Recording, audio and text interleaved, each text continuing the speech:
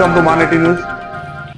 ఈ నెల 27వ తేదీన కరీంనగర్, నిజామాబాద్, ఆదిలాబాద్, మెదక్ పట్టభద్రుల నియోజకవర్గ ఎమ్మెల్సీ ఎన్నికల్లో భారత కమ్యూనిస్టు పార్టీ గ్రాడ్యుయేట్స్ అందరికీ విజ్ఞప్తి చేస్తూ ఉన్నాం.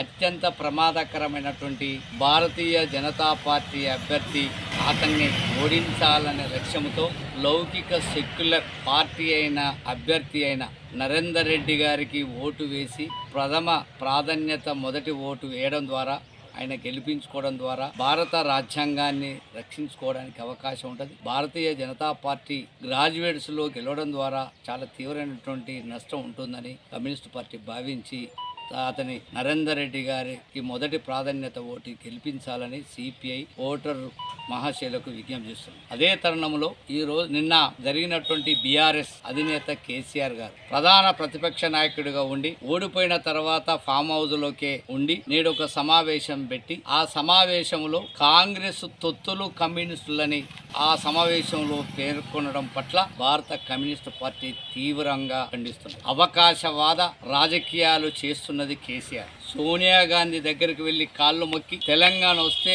నా పార్టీని కాంగ్రెస్ లో కలుపుతామని హామీ ఇచ్చి అత్యంత నమ్మక ద్రోహం చేసిన వాడు కేసీఆర్. దానికి తోడుగా కమ్యూనిస్టులు నిష్పక్షపాతంగా నిజాయితీగా ప్రజల పక్షాన ప్రజల కోసం అనునిత్యం పోరాటం చేసేటువంటి కమ్యూనిస్టుల పైన నీకెంత ధైర్యము? అసలు నీకు మునుగోడులో గాని హుజూర్ నగర్ లో, నాగార్జున సాగర్ లో ఆనాడు తెలంగాణ ఉద్యమం కోసం, తెలంగాణ రాష్ట్రం కోసం ఉద్యమం చేసినటువంటి కమ్యూనిస్టు పార్టీ తెలంగాణ ఉద్యమంలో నీళ్లు, నిధులు, నియామకాలు కావాలని కోరుకున్నటువంటి పార్టీ. ఆ తరుణములో నువ్వు మొదటిసారి అధికారంలోకి వచ్చినావు, రెండోసారి అభివృద్ధి చేస్తాం, బంగారు తెలంగాణ చేస్తామనే మాటతో ఉప ఎన్నికల్లో సైతం కమ్యూనిస్టు పార్టీ మీకు బీఆర్ఎస్ ఆనాడు టీఆర్ఎస్ కు మద్దతు ఇచ్చినప్పుడు మరి మీకు మేము తొత్తులుగా ఉన్నామా? మాకు నిర్దిష్టమైన నిష్పక్షపాతమైన ఒక రాజకీయ లక్ష్యంతో, రాజకీయ విధానంతో మేము ఆనాడు మద్దతు ఇచ్చాం. అసలు నువ్వే మునుగోడు ఎన్నికల్లో కాంగ్రెస్ అనుసరిస్తున్న ప్రజా వ్యతిరేక విధానాల ద్వారా ప్రజల్లో అసహించుకునే పరిస్థితి కొంత వస్తున్నది. దాన్ని సవరించుకొని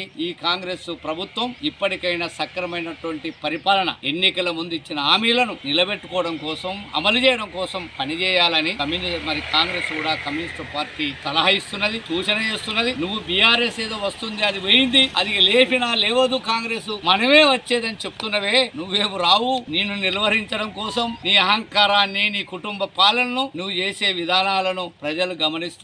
కాబట్టి నువ్వు ఇలాంటి పదాలు ఉపసంహరణ చేసుకొని ప్రజలకు క్షమాపణ చెప్పాలా. నువ్వు చేసిన పరిపాలన పట్ల, 9.5 సంవత్సరాలు అవినీతి పట్ల, 9.5 సంవత్సరాలు చేసినటువంటి నిరంకుశ పాలన పట్ల ప్రజలు క్షమాపణ చెప్పకుండా ప్రజలే తప్పు చేసిందనే విధానం చెప్పావే, అది తప్పు అని నువ్వు నిర్ణయం చేసుకో, ఆత్మ పరిశీలన చేసుకో. అదే సందర్భంలో మేడిగడ్డ కాళేశ్వరం ప్రాజెక్టు అవినీతి కొనసాగిందని, కుంగిందని మరి రాజలింగమూర్తి అని ఒక స్వచ్ఛంద సేవకుడు, మాజీ కౌన్సిలర్, భూపాలపల్లి కౌన్సిలర్ భర్త వెలికి తీసి మరి కేసీఆర్ మీద ప్రైవేట్ కంప్లైంట్ ఇచ్చి కేసు పెట్టాడు. ఆ కేసును విచారణ జరుగుతున్నది, కోర్టుకు హాజరు కావాలి. అలాంటి తరుణంలో మరి మొన్న రాత్రి ఆ రాజలింగమూర్తిని హత్య చేయించావే, ఈ రోడ్డు నువ్వే సంపించినమని ప్రజలంతా అక్కడ కోరుతా ఉన్నారు. దీని మీద నిష్పక్షపాతంగా ఒక విచారణ జరిపించి ఎంతటి వారైనా, ఎంతటి వ్యక్తులైనా వారి దోషులను శిక్షించడానికి చట్టపరమైన చర్యలు తీసుకోవాలని సిపిఐ ఈ రాష్ట్ర ప్రభుత్వాన్ని డిమాండ్ చేస్తుంది.